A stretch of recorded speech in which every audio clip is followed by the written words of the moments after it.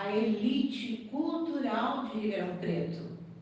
São gestores da área educacional, presidentes de outras agremiações literárias, grandes comunicadores ou disseminadores da cultura aqui no nosso município, que virão para falar da sua trajetória, das suas instituições e de uma visão sobre a cultura e a educação na nossa cidade.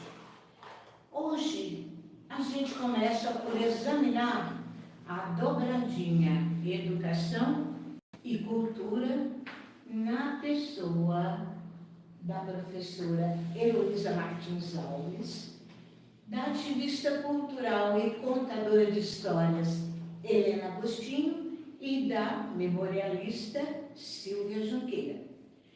E o tema de hoje é Educação e Cultura de Mãos Dadas. Ouvintes, nada mais justo. Trata-se de uma aliança que forma a alma de um povo. Educação e cultura se entrelaçam como fios de um mesmo tecido. Uma não se sustenta sem a outra. Se é a cultura que dá sentido à educação, por outro lado, a educação é que preserva e renova a cultura. Eis que a educação é a grande ferramenta de mudança. Todavia, a cultura é um solo onde essa mudança ganha sentido. O processo da educação sempre acontece dentro de um espaço cultural, isto é, dentro de um conjunto de práticas, crenças, tradições, linguagens e expressões que moldam a forma como vemos e dando sentido à nossa vida. Eis que a educação é ao mesmo tempo veículo e guardiã da cultura. Mas há também um movimento inverso, é claro. A cultura transforma a educação. A única que transforma a educação é realmente a cultura. Os métodos, as prioridades, os sentidos atribuídos ao ato de educar variam conforme o contexto cultural. Tudo depende dos valores e da cosmovisão cultivados por um povo. Por isso, uma educação verdadeiramente significativa deve ser culturalmente situada, enraizada na realidade local e aberta ao diálogo com a diversidade.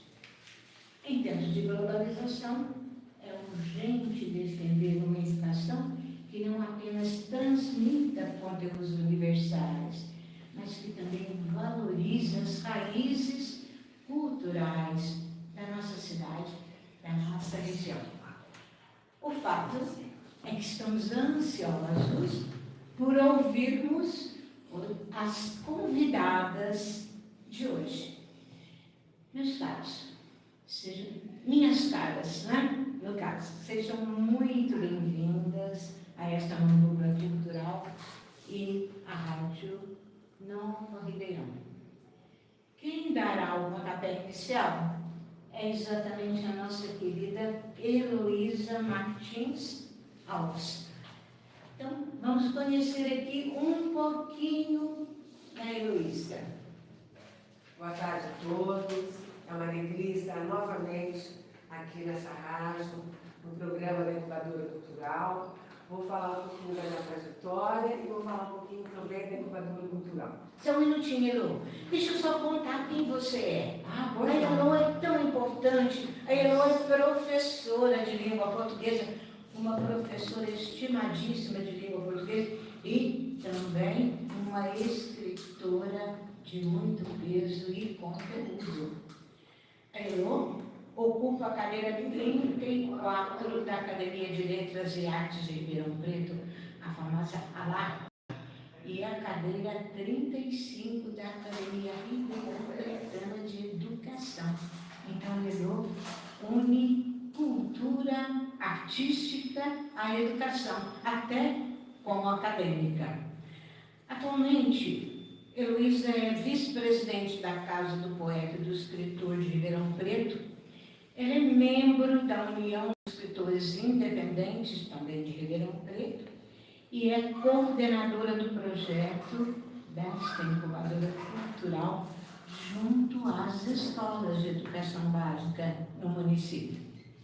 Heloísa Martins possui os seguintes livros publicados: Luzes de Neon, o outro livro, No Caminho e o Conto, mais um, Entre Contos e Versos da Gaveta, e finalmente Rebeca e Outras Histórias. Vês que Heloísa é uma grande contista. Além disso, Heloísa participa de todas as antologias que acontecem na região e até no próprio Brasil. Não é isso, Heloísa? Então agora, Elo, chegou o seu momento de você contar para nós como é a sua trajetória cultural, de ativista, de professora, que levou você a esse contexto tão interessante de dar as mãos entre a cultura e a educação. Com você, Elo. Obrigada, Conceição, pelas suas palavras, né? Muito delicadas. Você realmente é uma pessoa muito especial. E o que eu queria falar é o seguinte: eu comecei a trabalhar com cultura desde a época que eu estava fazendo o ensino normal. Na minha época era ensino normal, né? Hoje é magistério, hoje faz pedagogia, mudou muito o enfoque da educação nesse sentido. E sempre gostei muito de escrever, desde pequeno, e tive a sorte de ter um pai maravilhoso que escrevia bem e lia muito, de um conhecimento de mitologia muito grande. E a mitologia tem muitas histórias, inclusive para alfabetizar, para melhorar a gente, como ser humano, como pessoa, um entendimento melhor, né, da humanidade. Então, eu sou muito grata a ele, sou muito grata ao pai dele, que era um português, né, que lia muito também, mas o meu avô lia as parábolas da Bíblia, todas as noites, e contava essas histórias para a gente. Tive uma tia, avó, que era uma grande contadora de histórias. Então, isso de pequenininho me influenciou, porque você começa a visualizar, né, assim, como se fosse uma tela, né? Você fecha os olhos e você vai ver as coisas acontecerem. É mágico.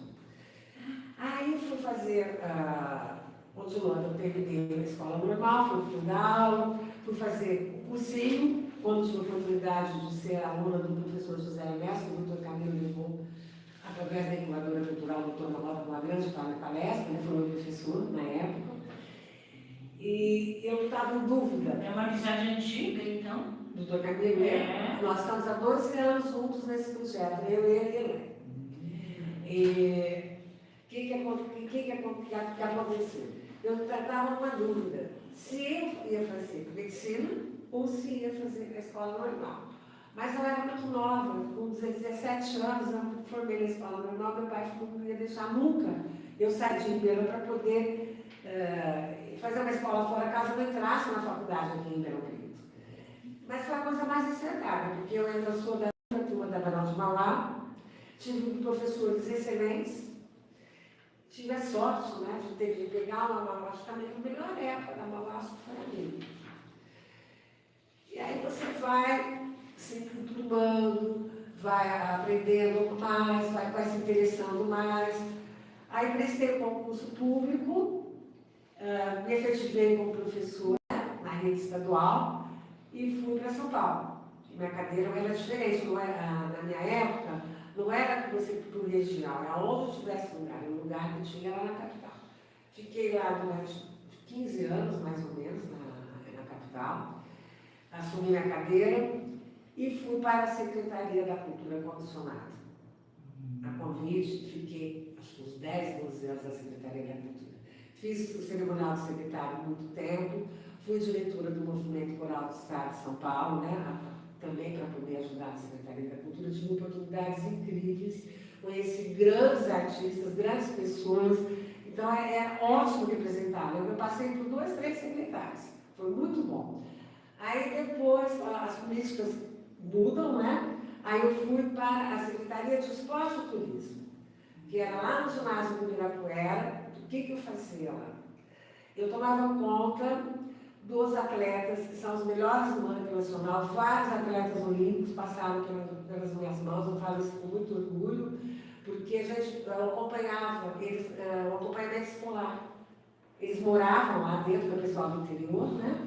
Moravam dentro do complexo, e com tudo que vocês podem imaginar, médico, nutricionista, dentista, eles tinham uma escola e precisavam, não podiam ter nota baixa. Então, reunião de pais e mestres, quando eles se machucavam, levavam para hospitais clínicas.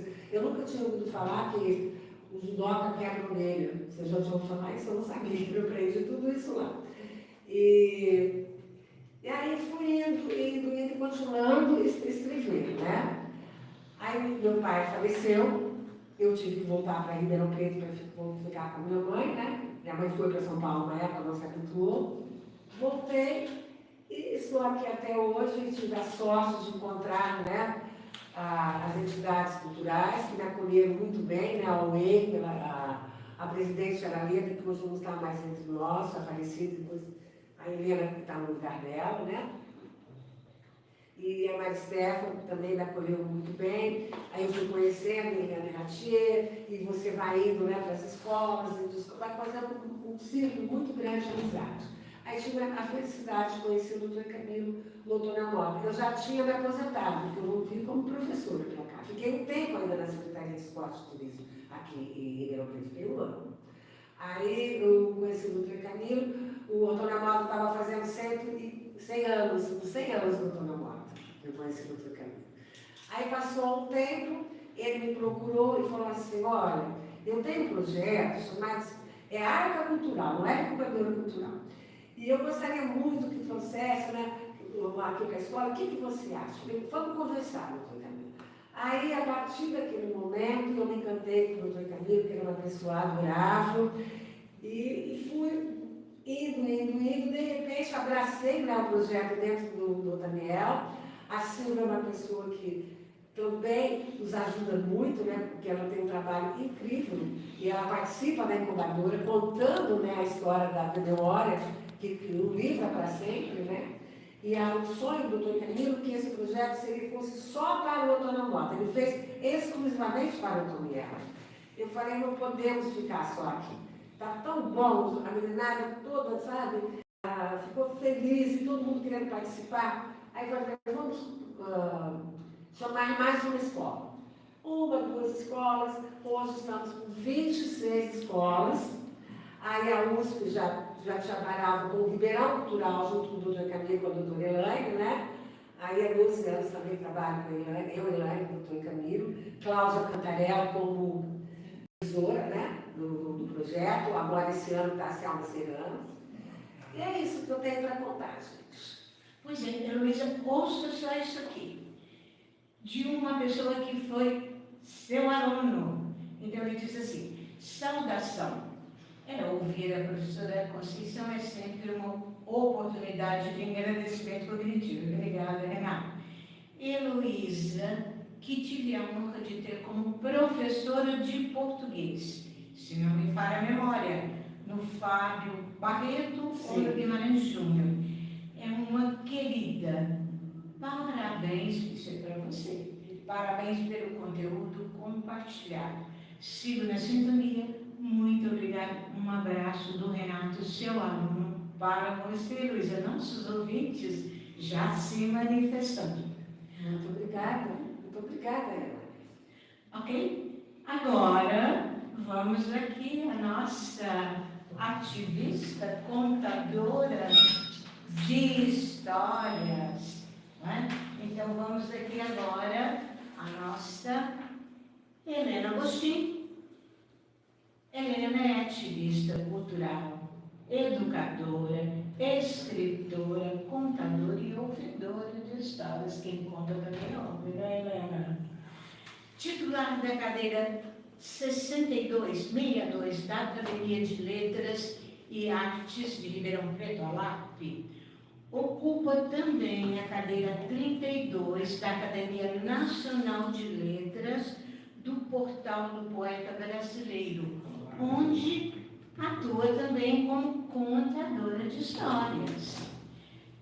É membro fundador da Casa do Poeta e do Escritor de Ribeirão Preto e membro fundador do Núcleo de Contadores de Histórias da Fundação do Livro e Leitura de Ribeirão Preto. Ele ocupa atualmente o cargo de presidente da União dos Escritores Independentes de Ribeirão Preto e presidente da União Brasileira dos Trovadores, a famosa UBT, aqui na seção de Ribeirão Preto. Isso aí é bem novo, não é novidade de poucos anos. Helena também faz parte do projeto Viajando com as Histórias da Secretaria de Cultura e Turismo de Ribeirão Preto e da trupe de histórias da Fundação do Instituto do Livro. Helena, em 1999, publicou um livro infanto-juvenil, Desvendando a Poesia. E Helena tem inúmeros trabalhos publicados em todas as antologias da região do país também, Helena? Pois é, Helena, eu falei um pouquinho sobre você, porque agora você vai falar bastante sobre a sua extraordinária trajetória pessoal. E como você veio se tornar essa educadora, contadora de histórias e ativista cultural que nós conhecemos, ou que às vezes nem conhecemos bem, que vamos conhecer agora. Boa tarde a todos. Primeiro eu quero agradecer ao Dr. Camilo pelo convite, a Conceição também, por essa explanação, né, sobre o meu singelo currículo. Quando eu comecei, eu me considero autodidata, porque eu não tenho faculdade. Então, como contadora de histórias, meu avô era contador de causos, aqueles causos arrepiantes, né? Que a gente mal dormia à noite de medo. Então, eu acho que isso daí vem do meu avô, certo? Como educadora, eu caí de paraquedas na educação, num concurso que teve, porque meu marido era aqueles, sou viúva atualmente, né? Era aqueles homens tradicionais que a mulher não podia trabalhar, mas teve um tempo que eu tive que sair para trabalhar, mesmo a contragosto dele. Eu prestei um concurso na prefeitura, passei e fiquei 8 anos trabalhando no João Gilberto Sampaio. Era uma área assim na extracurricular, né? Onde naquela época tinha datilografia, né? Não tinha nem computadores ainda nas escolas, e eu estava na parte de artesanato, bordados, enfim, era tipo de uma terapeuta ocupacional nas aulas extracurriculares. E lá fiquei durante 8 anos desenvolvendo um trabalho que, segundo o diretor, tinha um orgulho muito grande. Nós fazíamos exposições, com o dinheiro trazíamos novos materiais e dávamos continuidade, né? E depois, ainda na área da educação, eu trabalhei 18 anos na biblioteca da DEVIRP. E lá, por ter feito muitos cursos, que apesar de não ter, assim, oficialmente estudado em uma faculdade, eu nunca deixei de estudar. Eu participava de todas as oficinas que eu encontrava, fiz puntel, né? Tanto em redação como em oratória. Aproveitei o máximo que eu podia para poder, porque eu casei muito nova. Eu casei com 17 anos. E na época meu marido fez eu escolher, ou eu estudo, apaixonada como eu era, né? Acabei escolhendo o casamento, onde eu tenho 4 diplomas maravilhosos, perfeitos. 2 casais de filhos, que me deram 6 netos. Então, por isso que acabei não fazendo faculdade, né? Mas, não, na medida do possível, tudo quanto era curso que eu fazia, principalmente quando eu entrei lá no João Gilberto Sampaio, eu não saía da biblioteca, estudando o tempo todo, e muitas oficinas, muitas redações, até que fui parar na biblioteca também, da ADVIRB, e lá foi um aprendizado, não só no João Gilberto Sampaio, porque a gente pensa que vai ensinar, mas você aprende tanto na vida, né, nesses locais, nesses lugares, pelas situações dos alunos, né, pela trajetória das famílias, e lá eu aprendi muito, e muito, mas muito mais na ADVIRB, que é a Associação para Deficientes Visuais, onde eu trabalhava na biblioteca, mas também ministrava lá aulas de declamação, interpretação de texto, também contação de histórias, né? Então eu atendia desde criancinhas, que lá é a partir de 1 ano e 8 meses, até 80 e tantos anos, que passavam pela biblioteca. Lá eles participavam de inúmeros cursos, sempre trazendo muitas medalhas, muitos troféus, em todas as áreas.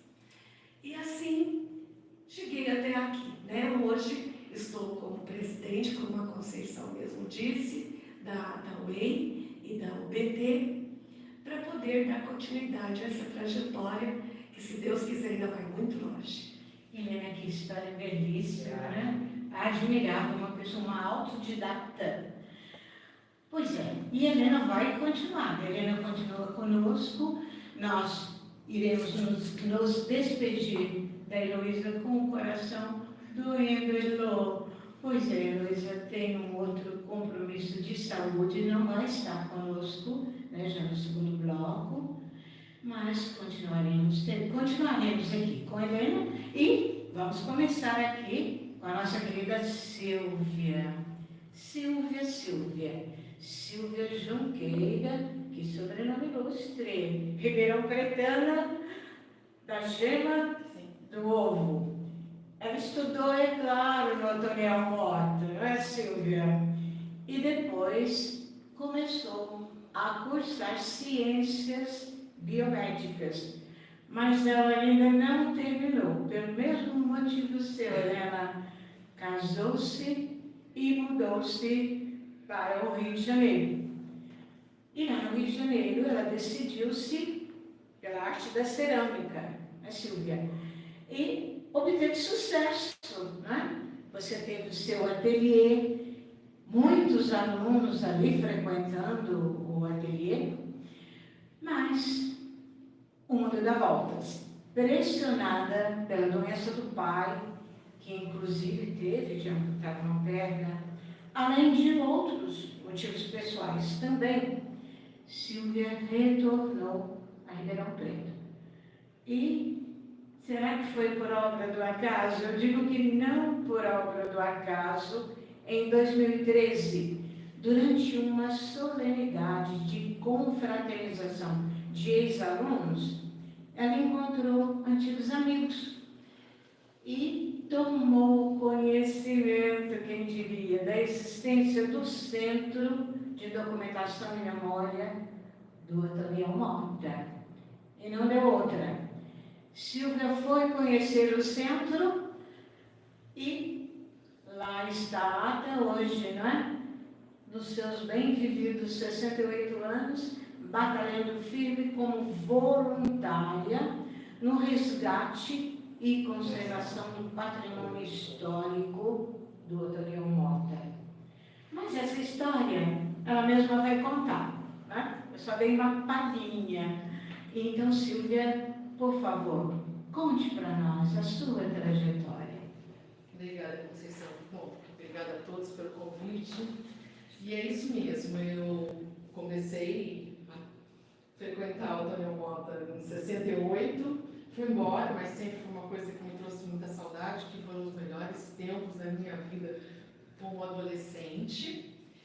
E, enfim, nessa festa, em 2013, a gente encontrou muitos ex-professores, inclusive o diretor, o senhor Jerônimo, e foi uma coisa muito impactante para todos nós. Houveram, acho que, 750 convidados, 600 e poucos realmente foram, e foi maravilhoso. E um dos nossos colegas, Luiz César Antunes, me falou a respeito desse patrimônio histórico do Luciano Mota, que estava no porão, e lá nós fomos visitar, e lá havia o pessoal da USP trabalhando com ele, e também a professora Denise Cardoso e o professor Nestor Miller. E aí nos apresentaram o projeto. Nessa ocasião, as professoras da USP saíram, e a professora Denise e o Nestor nos orientaram, nos deram oficinas, mas eles precisaram se afastar do projeto também, e sobramos, sei lá, 2 alunos, eu e mais um. E ficamos lá, Maria Cecília e eu ficamos lá, e aí devagarinho voltaram alguns alunos, ou foram conhecer e ficaram. E nós resgatamos um patrimônio histórico maravilhoso, temos documentos desde 1907, encontrei toda a biografia escolar do Dr. Camilo, e a Cláudia Cantarelli também encontrou, da mãe dela, ficou muito emocionada. E a gente vem cuidando daquilo, tiramos do porão, colocamos numa sala que a diretora Edel, que sempre foi nossa parceira, nos cedeu lá dentro do colégio. Hoje estamos com um grupo de 14 voluntários, a presidente a Leila Eck, que é a diretora do Museu da Cana, a Tânia Registro, é a nossa orientadora lá dentro também, como grande historiadora que é, e os outros são meus colegas de classe. Então tem mais minha irmã trabalha junto, Paulo Gabarra, Landulfo, Maria Silva, bom, enfim, Leninho, um monte de colegas que estão lá e ajudam voluntariamente. Não é uma coisa fácil, porque de vez em quando a gente cansa um pouco, mas retorna. E neste momento, a diretoria do Antônio Mota nos pediu que resgatassem alguns livros que também estavam lá numa sala, que estão deteriorando, e descobrimos que muitos desses livros estão tombados, estão nos livros de tombo, e estamos tentando resgatá-los. Silvia, você terá a oportunidade de contar muita coisa, esses tesouros escondidos lá no Antônio Mota, né? Acho que você vai poder falar sobre eles daqui a pouco. Técnica é com vocês.